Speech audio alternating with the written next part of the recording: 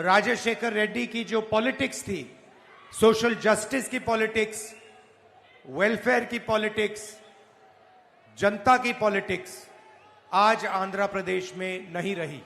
రాజశేఖర్ రెడ్డి గారి రాజకీయం ఎప్పుడు పేదల కోసం రాజకీయం, సామాజిక న్యాయం కోసం రాజకీయం, ఏమీ లేని వారి కోసం రాజకీయం. కానీ వారు ఆలోచించిన రాజకీయం ఈ రోజు ఈ రాష్ట్రంలో లేదు.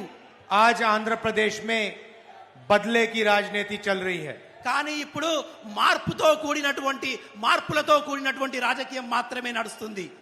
राजशेखर रेड्डी दिल्ली में आंध्र की आवाज को रिप्रेजेंट करते थे.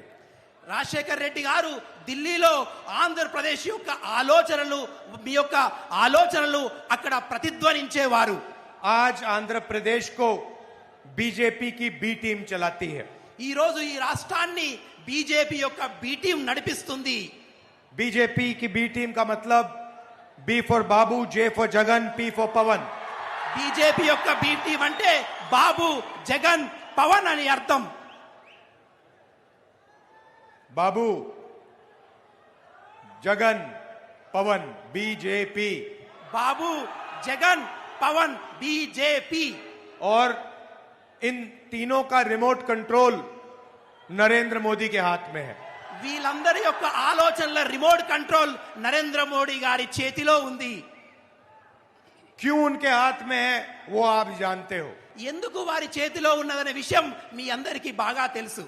क्योंकि नरेंद्र मोदी जी के हाथ में सीबीआई, ईडी है, एजेंसियां हैं.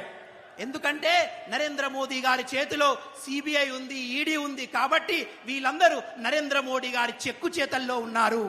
दुख की बात यह है कि जो आंध्र प्रदेश की आवाज दिल्ली में मिलनी चाहिए थी वो दब गई है. దుఃఖించవలసిన విషయం ఏంటంటే ఏదైతే ఆంధ్ర ప్రజల యొక్క ఆలోచనలు ఢిల్లీలో వినపడాలో అవి తొక్కబడ్డాయి.